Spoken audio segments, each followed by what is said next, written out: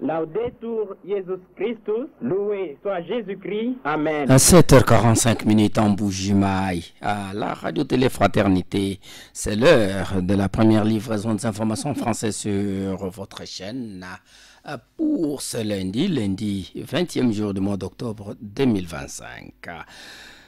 Daniel Kabea est à la mise en onde, Jean-Claude Kazadi à la présentation. Bienvenue. Les titres. Début ce mardi de 5 jours de prière en faveur de Sainte Ursula, patronne de la paroisse qui porte le même nom au diocèse de Mbujimaï. À la veille, les préparatifs vont bon train, comme l'a constaté Gilles Mbouy. Le mouvement national des consommateurs lésés lève les tons face à la stagnation des prix des denrées de première nécessité malgré l'appréciation des francs congolais sur le marché d'échange. Il accuse la Banque centrale du Congo et les cambistes d'être à la base de cette situation. Bonjour et merci de nous écouter. Radio-Télé Fraternité, c'est l'actualité à la vitesse du monde. Au diocèse de Mbujimaï, quelques heures seulement nous séparent du début de la prière des 5 jours organisée par la paroisse Sainte Ursula. Prière pour célébrer la fête de leur sainte patronne que l'Église catholique commémore chaque 21 octobre 2025. Chaque 21 octobre de l'année, s'il vous plaît. La jeune Ursula a été caractérisée de son vivant par une confiance et une dévotion profonde. Exhortation et droiture, fidélité à l'engagement, une foi ferme, l'obéissance à la voix interne, la dévotion éclairée, l'humilité confiante, une grande délicatesse des sentiments et une compassion tendre. Il était aussi caractérisé par une grande fermeté de caractère. Une invitation est donc lancée à tout catholique, mais aussi à tout chrétien de se rendre demain mardi à la salle polyvalente Monseigneur Tarsi Chibanguchichuku. Le tout démarre à 16h. Bonne dévotion à tous.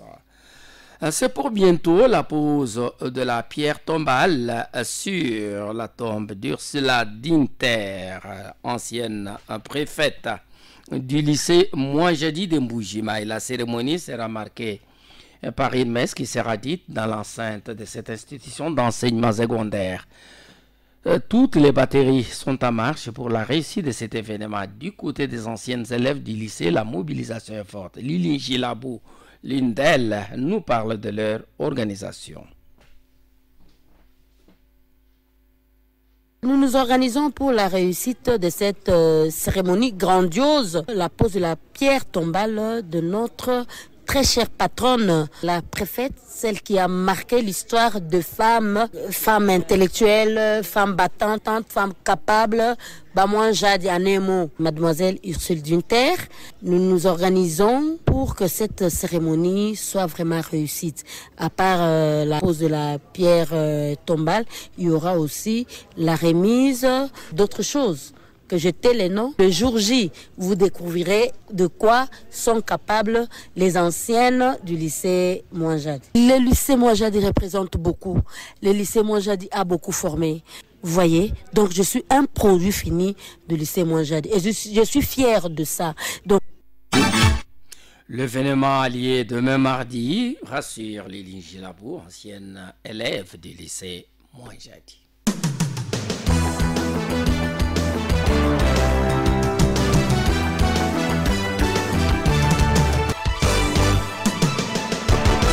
La communauté internationale a célébré hier dimanche la journée mondiale contre le cancer du sein. L'initiative qui vise à sensibiliser les publics au dépistage précoce, à la prévention et à l'importance de la recherche. Mais c'est quoi le cancer du sein? Comment l'éviter? Gilles Mbouy est allé à la rencontre des médecins et nous rend ses reportages. Le cancer du sein, c'est une tumeur maligne qui se développe dans les cellules du sein, soit dans les canaux qui transportent les laits, soit dans les lobules qui les produisent.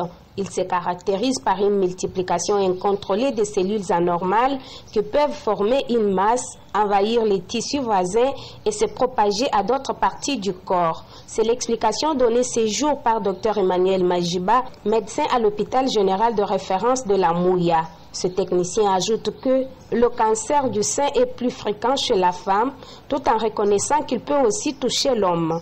Dr Emmanuel Majiba énumère ici les principaux symptômes qui peuvent tout de même varier. On a tout d'abord les premiers signes, une masse ou une boule dans les seins ou les mamelons. Parfois, on peut avoir un ganglion palpable dans les seins ou sous les selles. On peut avoir une déformation du sein ou changement de taille. On peut avoir un changement au niveau du mamelon, comme un mamelon qui s'invagine, c'est-à-dire qui retourne en lui-même. On peut aussi avoir un écoulement anormal et surtout l'écoulement du sang. Il y a aussi la douleur intense au niveau du sein. En dehors de ça, on peut avoir une modification de la peau du sein. On peut avoir une rougeur, un édème ou gonflement du sein et aussi un aspect de peau d'orange. Quels sont alors les moyens de prévention? On peut prévenir les cancers du sein en se faisant dépister régulièrement. Notamment, on fait la mammographie qui est un examen clé de la détection précoce de cette maladie. En dehors de ça, on doit adopter un mode de vie sain, c'est-à-dire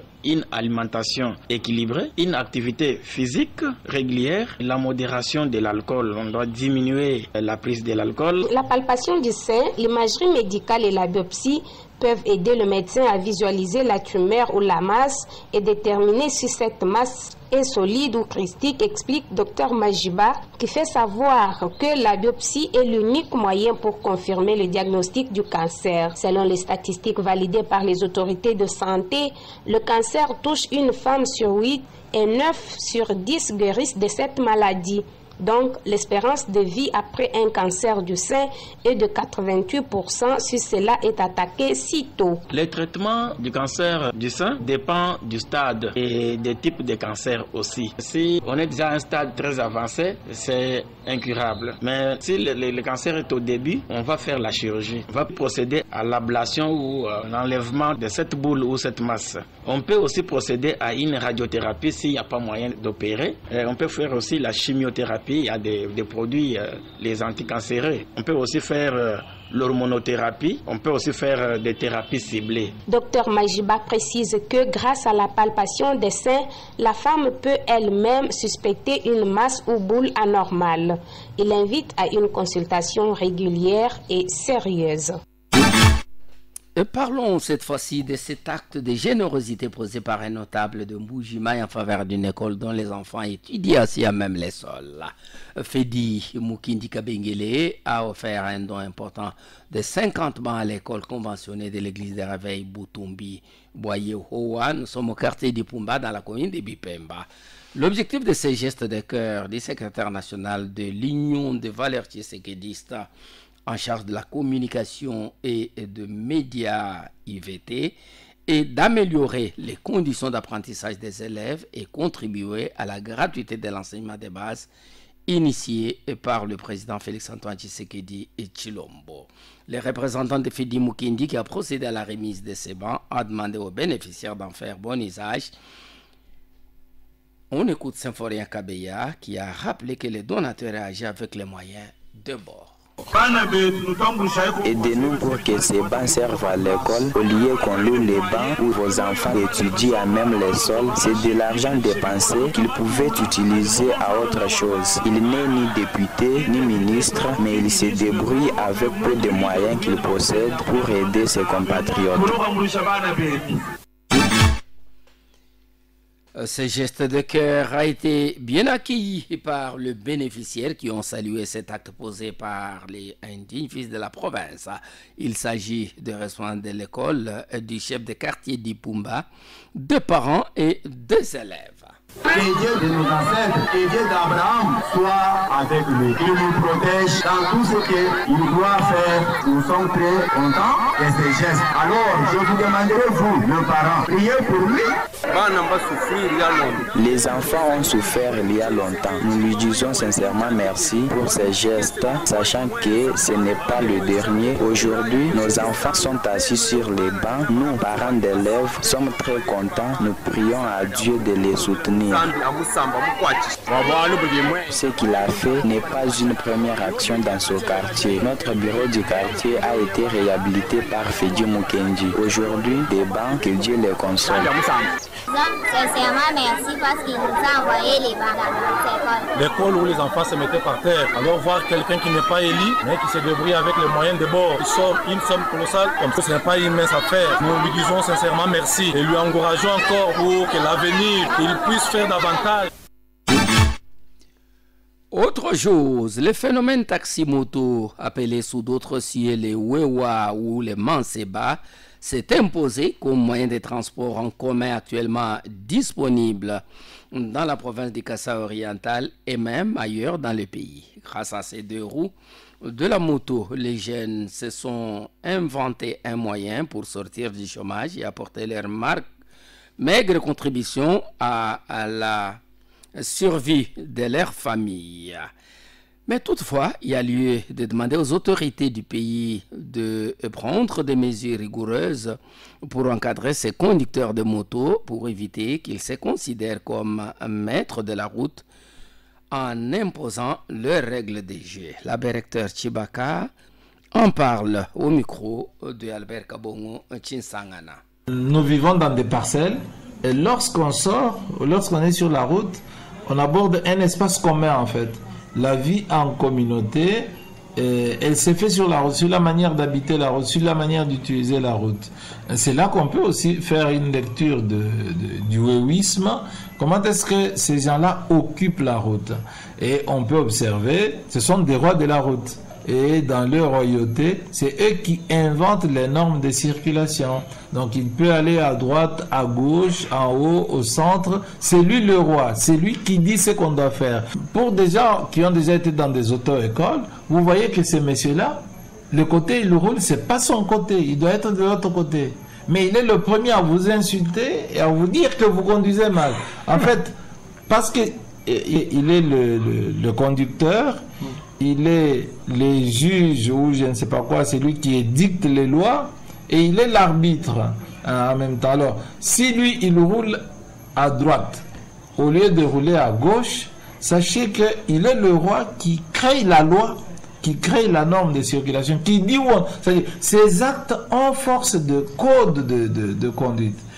Donc, c'est tout ça, c'est intéressant de voir cela. Ça, c'est peut-être le côté négatif, mais il y a le côté positif. Donc, ces gens qui s'engagent, qui utilisent la moto pour faire face au chômage, pour survivre, ce sont des véritables combattants de la vie. Donc, ça existe. Mais il y a aussi ce côté négatif, cette occupation sauvage de la route comme espace commun de vie. Sur la route, c'est un espace commun de vie. On dit, écoutez, si vous montez, roulez sur votre droite. Si vous descendez, roulez sur votre gauche. Ça, ce sont des normes pour qu'on puisse vivre ensemble et que notre utilisation de la route ne soit pas marquée par des accidents, par des incompréhensions, par des querelles. Dans quelques instants, la page nationale. RTF. L'actualité, c'est nous. Je le dis en titre, le mouvement national des consommateurs lésés, MNCL, crie à l'arnaque et s'insurge contre le fait que les prix des denrées alimentaires ne baissent pas face à l'appréciation du franc congolais vis-à-vis du dollar. Son président accuse le manque de mesures d'accompagnement par la Banque centrale du Congo, BCC, et le comportement spéculatif des cambistes. Joël Lamika est au micro de nos confrères de RFI. Les consommateurs continuent de payer au prix fort le produit de première nécessité. 10 $ se négocie à 22 000 francs congolais dans un coin, 21 000 francs congolais dans un autre, voire même à 18 000 francs congolais à la cité. Un litre d'essence qui coûtait 2 900 francs congolais hier, soit 1,3 $, revient aujourd'hui à 1,44 $. Les cartons de poulet qui revenaient hier à 38 $, aujourd'hui à 40 $. Il s'agit d'une véritable arnaque d'État. Il s'est créé comme ça un déséquilibre qui enrichit certains acteurs au détriment du plus grand nombre. Le mouvement ne peut que dénoncer cette démarche de la Banque centrale qui a été entreprise sans pour autant mettre en place des mesures d'accompagnement claires pour encadrer les comportements sur le marché. Le mouvement demande au gouvernement congolais et à la Banque centrale de imposer la répercussion immédiate de la baisse du taux d'échange sur le prix de biens et services, lutter contre toute forme de spéculation en déployant des équipes de contrôle dans les marchés et commerces, à appliquer des sanctions sévères à l'encontre des contrevenants. Comme on peut le constater, malgré la baisse du taux du dollar sur le marché d'échange, les prix des produits de première nécessité n'ont pas changé et par contre, d'autres ont même augmenté de prix. Le chef de l'État demande que des sanctions soient prises contre les agents de l'ordre qui ont infligé un traitement inhumain à Mme Honorine Porsche lors de la tentative de braquage à l'agence Eurobank Victoire. Félix Antoine Tshisekedi Tshilombo l'a dit vendredi dernier à la 63e réunion du Conseil des ministres.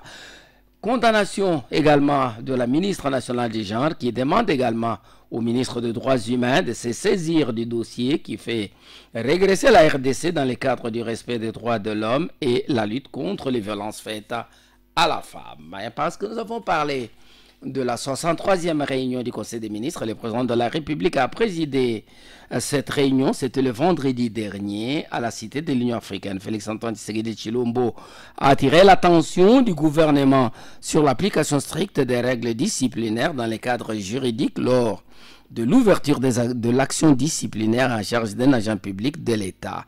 Pour lui, le caractère contradictoire de la procédure doit être respecté pour éviter de dérapage lors de la prise de sanctions contre un agent de service public de l'État. Extrait du compte rendu choisi par nos confrères de la RTNC et lu ici et par Jean-Lucien Mboussa, porte-parole de circonstances. Le président de la République a attiré l'attention du gouvernement sur l'impérieuse nécessité de garantir l'application stricte de règles disciplinaires fondées sur les principes suivants. La matérialité est la preuve de la faute.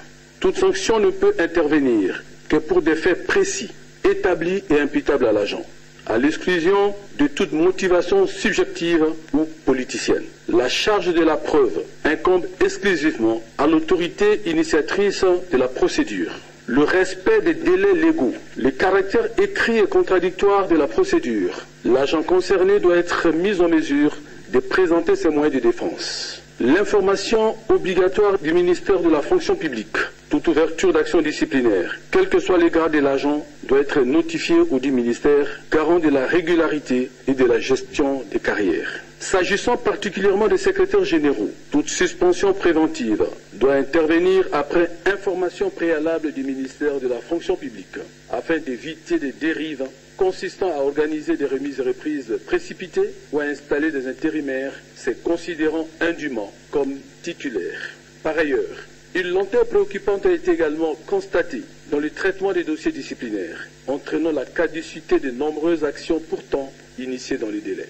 Dès lors, le président de la République a instruit le vice-premier ministre, ministre de la fonction publique, modernisation de l'administration et innovation du service public, sous la supervision de la première ministre et en collaboration avec son cabinet, de proposer dans les 30 jours des mesures légales et réglementaires appropriées et destinées à assurer le respect strict du statut, de la dignité et des droits des fonctionnaires de l'État.